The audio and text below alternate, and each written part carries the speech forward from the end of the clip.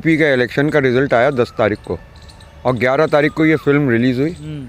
उसके बाद जिस तरीके से इसका प्रोपोगेंडा किया गया, जिस तरीके से इसे प्रमोट किया गया, इवन प्रधानमंत्री भी उसके अंदर शामिल रहे और तमाम मंत्री इसमें शामिल रहे और जगह जगह की राज्य सरकारों ने इसे टैक्स फ्री किया और कुछ जगह के डीजीपी ने तो यहाँ तक कहा, ऑर्डर कर दिया है कि भाई जो पुलिस कर्मचारी अकेले या अपने परिवार के साथ इस फिल्म को देखने जाना चाहते हैं उनको छुट्टी दी जाए।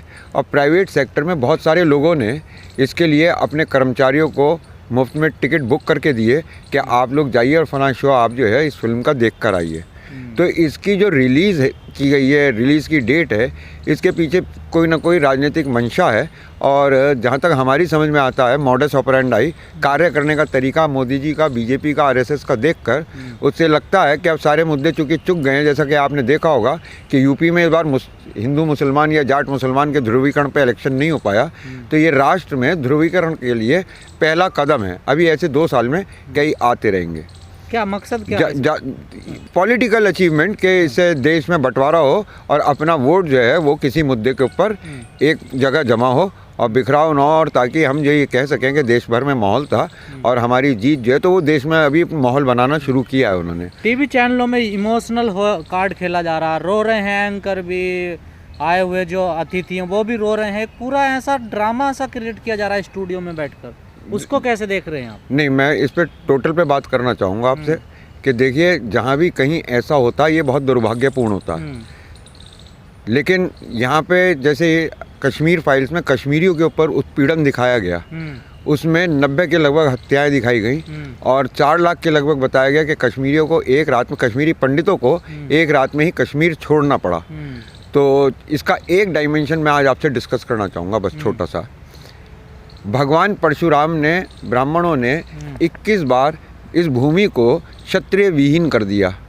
आज ये बात खोखली साबित हो रही है।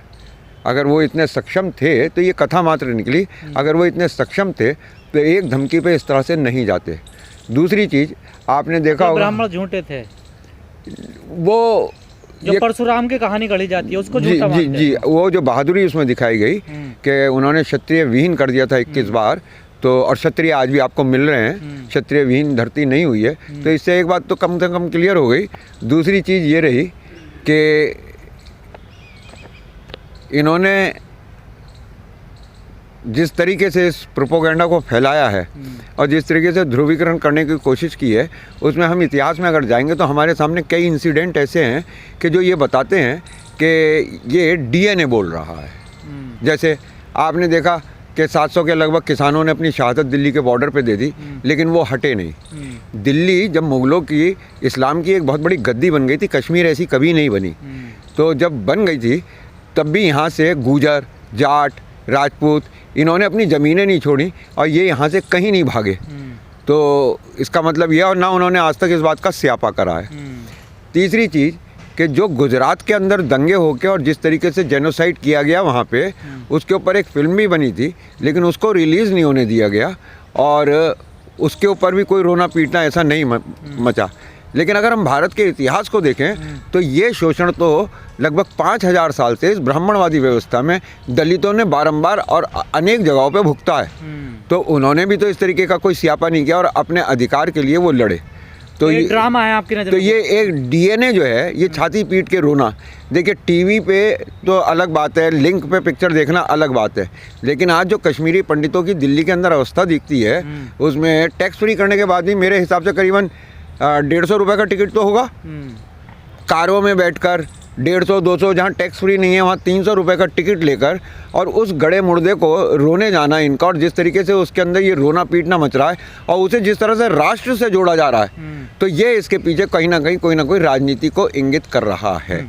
अगर सर कश्मीर जेनोसाइड था वो मामला, तो गुजरात के 2002 के दंगे, 1984 के दंगे, या आए दिन दलितों को घर से, गाँव से उनका बहिष्कार कर दिया जाता है, मिर्चपुर जैसे कांड हो गए, तमाम दलितों को मारा गया।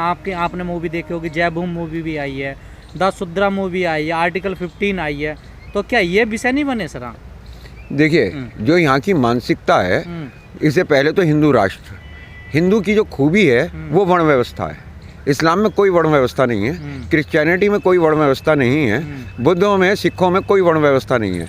लेकिन हिंदू धर्म की जो खूबी है वो वर्ण व्यवस्था है। इसमें ब्राह्मण सर्वोपरि है, फिर उसके बाद क्षत्रिय है, उसके बाद वैश्य है और फिर शूद्र है। तो शूद्र को तो इन्होंने एक बहुत लंबे समय तक अछूत मानकर और इंसान ही नहीं माना। इसे मैं ही नहीं कह रहा, इसे अगर आप ऑथेंटिक रूप में सुनना चाहें तो अमेरिका में जाके स्वामी विवेकानंद ने भी कहा। और जहाँ तक मैं आपको बताऊं कि आज की तारीख में भी आपको शायद इस बात की जानकारी हो कि एक बहुत लंबे संघर्ष के बाद और बहुत बड़ी क्रांति के बाद टीपू सुल्तान जब सत्ता में आया तब उसने शूद्र महिलाओं को अपने स्तन ढकने की, ब्राह्मणवादी व्यवस्था उस स्तन को ढकने नहीं देती थी। हाँ, उस पे औरतों से और आदमियों से तो अछूत, औरतों से तो अछूत, लेकिन देवदासी प्रथा में एक गरीब की कन्या जो कि शूद्र होती थी नॉर्मली, अगर उसके बालों में जटाएं पड़ जाती थी तो उसको जो है मंदिर की प्रॉपर्टी मान लिया जाता था। तो ऐसा शोषण तो कुछ जातियों ने हजारों साल प्रथा है जो आज भी चल रहा है ना साउथ, हजारों साल के इस शोषण को झेला, उनके दर्द को हमने दर्द नहीं समझा। बाकी कुछ जाति प्रजातियों ने, कुछ धर्मों ने समय समय पे अलग अलग टाइम पे, लेकिन ऐसा रोना पीटना और ऐसा स्यापा हमने आज तक नहीं देखा। और ड्रामा नहीं है तो फिर क्या है? हमें उनके दुख और दर्द के साथ सहानुभूति तो है, लेकिन उसे इस तरह से पेश किया जाना कि गिरिराज सिंह जैसा आदमी भी रो रहा था, अनुपम खेर रो रहे हैं, अनुपम खेर रो रहा था। और मैंने फिल्म तो नहीं देखी, लेकिन उसकी एक छोटी सी क्लिप देखी है जिसमें अनुपम खेर कहते हैं, जब उनसे पूछा जाता है कि आपने यहाँ पे फिर इस्लाम कैसे फैला, तो उन्होंने कहा सूफियों की तलवार से। ये बहुत निंदनीय है, शर्मनाक है। इस्लाम में ही सूफी नहीं है, गुरु महाराज की वाणी भी सूफी वाणी है। जो इन्हें सिख बना रहे हैं वो दशम गुरु गुरु गोविंद सिंह जी महाराज बना रहे हैं। सिखों का 84 में दिल्ली के अंदर कत्लेआम इससे कहीं ज़्यादा भयंकर था, लेकिन उनके लिए रोने वाले, ऐसी फिल्में बनाने वाले कहाँ चले गए थे? तो विवेक अग्निहोत्री की ये जो फिल्म है ये राजनीतिक प्रोपोगेंडा है। देखिए, मेरे को अभी इस बात की जानकारी नहीं है, आपके श्रोता भी मुझे इसकी जानकारी करके कमेंट में आपके चैनल पे भेज सकते हैं कि एक तरफ तो पंडित आ गए, फिल्म का बनाने वाला भी पंडित है, इस फिल्म के प्रोड्यूसर कौन है? डायरेक्टर तो ये हो गए, इसका स्टोरी इनकी हो गई, लेकिन इसका प्रोड्यूसर कौन है? अगर मेरे को जानकारी करके बताइएगा। अगर कोई बनिया निकले, कोई जैन निकले, तो फिर आप मान लीजिएगा ये टोटल राजनीतिक प्रोपोगेंडा है।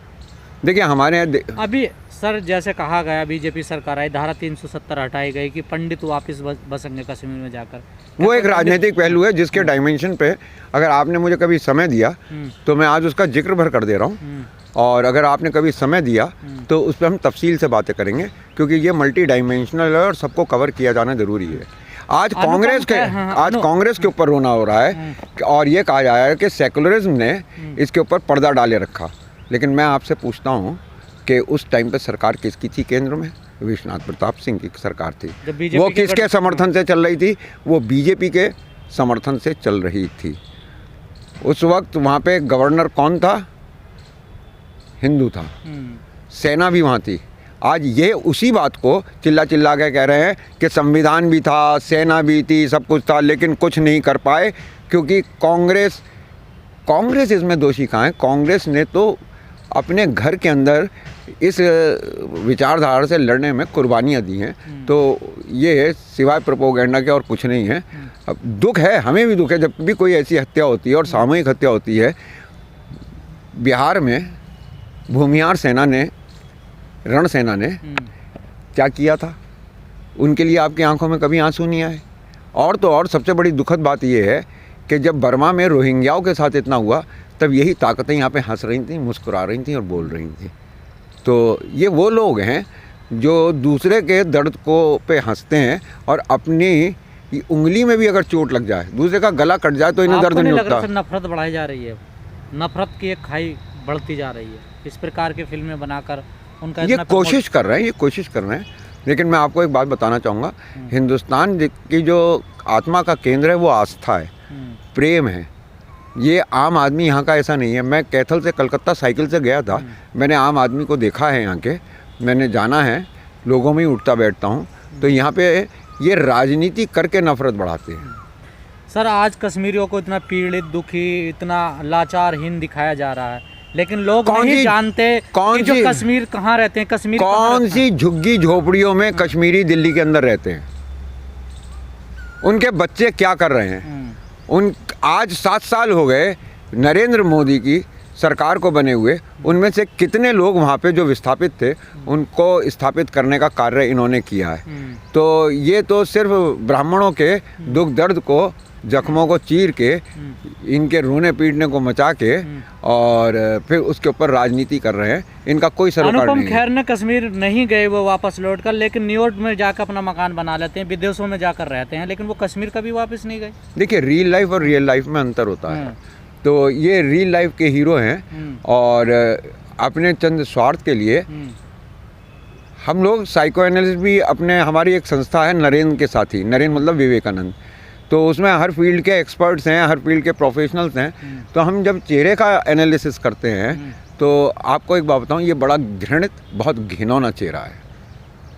ये व्यक्ति जितना आपको इसका चेहरा उजला दिखता है उतना ही इसका दिल काला है। मीडिया पर क्या कहोगे? ये मीडिया की जो स्थिति है, जो गले लग रहे हैं, बड़ा दुखी हो रही है मीडिया। 4 बार रिपीट चल रहा है एक टेलीकास्ट शो। एक्टिंग, अब मीडिया पत्रकारिता नहीं कर रही है, एक्टिंग कर रही है। जब देश का प्रधानमंत्री का कार्य न करके एक्टिंग कर रहा है तो मीडिया भी एक्टिंग कर रही है और देश देख रहा है। ये देश मजबूर हो सकता है, मूर्ख नहीं है। और ओवरडोज हिंदुस्तान के में एक वो है, आपने सुना होगा कि कोई चीज़ वर्जित नहीं है, अति वर्जित है।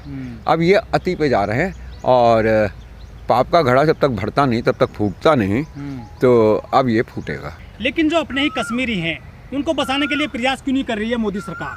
अगर प्रयास कर रही होती और ये लोग वहाँ पे बस गए होते तो मेरे दोस्त मुझे ये बताइए कि इस फिल्म को बना के देश में वोट कैसे लिए जाते।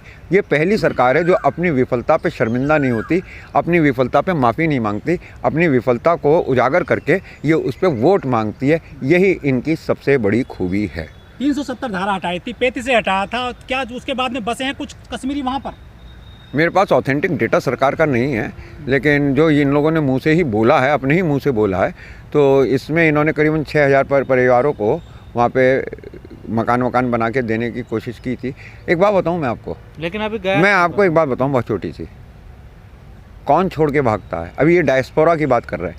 मैं आपके चैनल के ज़रिए आपके श्रोताओं से, दर्शकों से ये पूछना चाहूँगा कि उनमें से कितने, उसमें मैं संघ के बुद्धिजीवी भी चाहूँगा, उसमें सबसे ज़्यादा पढ़ा लिखा वर्ग आज की तारीख में जो है ब्राह्मणों के बाद वो अग्रवंशी और जैन है, उनसे भी पूछना चाहूँगा कि डायस्पोरा की डेफिनेशन क्या है और इसका एग्जाम्पल क्या है, वो ये दें, तब इस पर बात करेंगे।